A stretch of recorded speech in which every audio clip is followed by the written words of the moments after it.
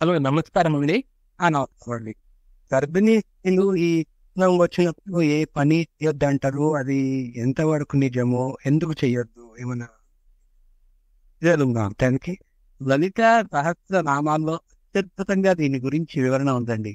లలితా సహస్రనామాలు ప్రతి స్త్రీ చదవదగినవి, ప్రతి పురుషుడు చదువుతూ అర్థం చేసుకోదగినవి కూడా. అని చెప్పి స్త్రీలు అర్థం చేసుకోకూడదని కాదు, స్త్రీలు కూడా స్పష్టంగా దాన్ని అర్థం చేసుకుంటే ఈ విధమైనటువంటి అనుమానాలన్నీ నివృత్తి అవుతాయి. ఏకరాత్రౌ కలలం భవతి. ఏ పురుషుడు తన రజో బిందువుని విడిచిపెడతాడో స్త్రీ యొక్క గర్భంలో, అది గర్భ ఆధానము అవుతుంది. ఆ రోజున కలమం భవతి, చిన్న చుక్కలా ఉంటుందండి స్త్రీ యొక్క గర్భంలో. సప్తరాత్రోహితం బుద్భుతం భవతి, 7 రాత్రులు కాగానే అది ఒక బుడగలా అవుతుంది. అష్టమాసాభ్యంతరేణ పిండో భవతి, 15 రోజులు అయ్యేసరికి మెత్తనైన మాంసపు ముద్దలా ఏర్పడుతుంది.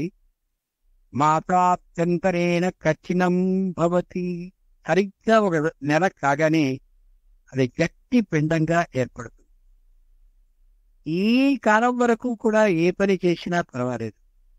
అలాగే 2-3 నెలలు వచ్చేంత వరకు కూడా అది జాగ్రత్తగా పెరుగుతూ ఉంటుంది కాబట్టి ఇబ్బంది ఏమాత్రం ఉండదు. తరువాత 4వ నెల అంటే 3వ నెల దాటిన తర్వాత ఇక వాళ్ళు పనులు ప్రారంభించినట్లయితే స్త్రీలకి గృహమాత్ర ప్రజ్ఞాకా వేదం చెప్తుందండి. స్త్రీలకి ఇంటి పని వచ్చినట్లయితే ఆ సందర్భంలో ఎలా కూర్చుంటున్నామో, ఎలా నిలబడుతున్నామో, ఎటుపక్కకి వంగుతున్నామో, ఎటుపక్కకి ఆ శరీరాన్ని ఉంచుతున్నామో ఆ ధ్యాస ఉండదు. దృష్టి పని మీద ఉంటుంది. కాబట్టి ఏ గర్భసంచి అని అంటారో చూసారా, దాని ఎందు ఉండేటువంటి ఆ లోపల ఉండే పిండ ఉందో దానికి సంబంధించిన ఏ కష్టం కలుగుతుందో అనే ధ్యాస కంటే పని మీద ధ్యాస ఉండేటటువంటి కారణంగా లోపల ఉండేటటువంటి ఈ పుట్టబోయే శిశువుకి సంబంధించిన ఇబ్బందులు ఏర్పడతాయనే ఊహతో చిన్నప్పటి రోజుల్లో కూడా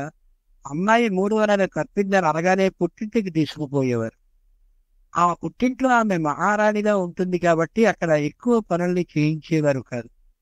పనులు ఖచ్చితంగా చేయాలి, అనుమానమే లేదు. చేయకపోతే ఆ కాన్పు కష్టమవుతుంది. కానీ చేయవలసిన పనులు వంగునేవి, ఇలా పక్కకి వంగిపోయేవి, లేదా అకస్మాత్తుగా ఎత్తు ఎక్కి చేసేటటువంటి పనులు, లేదా బాగా నూతిలోకి వంగి అలా చేతతో నీళ్లు తోడేటటువంటి పనుల్లాంటి పనులు, ఇట్లాంటి అనంతమైన పనులు మాత్రం చేయకుండా ఉండాలి. కానీ స్త్రీలెవళ్ళు వాళ్ళ పనులు చేతలో ఉన్నప్పుడు ఇవి చేయకూడదు, అవి చెయ్యవచ్చును అనే నియమాలని గుర్తు పెట్టుకునే స్థాయిలో ఉండరు. కాబట్టి నిజంగా శాస్త్రం లలితా సహస్రనామం ప్రకారమే గాని మాట్లాడి చెప్పవలసి వస్తే 4వ నెల నుండి ఆమె జాగ్రత్తగా కూర్చోగలిగిన చోట ఏ ఎత్తు ఆసనంలో కూర్చోవాలో అలాగే కూర్చోవండి.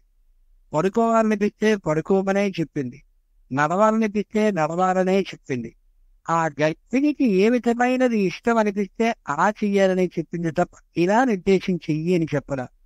మరింకో అమోఘమైన యథార్థాన్ని ఆలోచించాలి.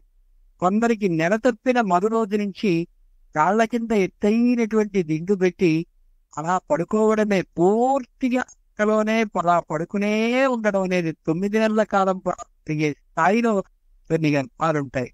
అటువంటి గర్భస్థితిలో ఉన్నటువంటి స్త్రీ ఏమాత్రపు పనిని చేయకూడదు.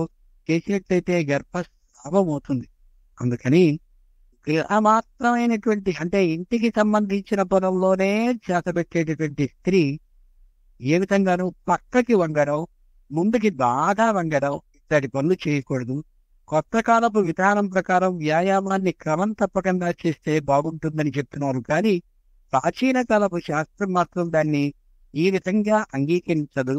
పూర్వం వాళ్ళందరూ కూడా చక్కగానే కాన్పు కన్నారు, మంచి ఆరోగ్యవంతులుగానే జీవిస్తున్నారు. మరి దానికి విరుద్ధంగా ఈవేళ ఎందుకు వైద్య శాస్త్రం ఈ విధంగా ప్రవేశపెడుతోందో అర్థం కావడం లేదు. పోనీ ఎన్ని విధాల వ్యాయామాన్ని చేసినా సుఖంగా కాన్పు కలుగుతుందా అంటే మళ్ళీ ఖచ్చితంగా పొట్టకోసి తీయవలసిన పరిస్థితే వస్తుంది. ఆ పొట్టకోసి శస్త్రచికిత్స ద్వారా తీసిన తర్వాత ఏ స్త్రీలో సుఖంగా లేదనే యథార్థాన్ని కూడా వాళ్ళే మళ్ళీ చెప్తున్నారు. దీని మీద నేను ఈటీవీలో ప్రత్యేకంగా ఒక కార్యక్రమాన్ని కూడా చేసి ఉన్నాను. అంచేత సహజమైన కాంపు జరగాలి అని అంటే లలితా సహస్రనామాన్ని చదువుకోవాలి. స్త్రీకి ఇష్టమైనటువంటి విధంగా చిన్నదైనటువంటి వ్యాయామాన్ని మాత్రమే చేయాలి, కానీ భయంకరమైన వ్యాయామాన్ని చేయడం కూడదు అని పెద్దలు అంటూ ఉండేటువంటి మాట.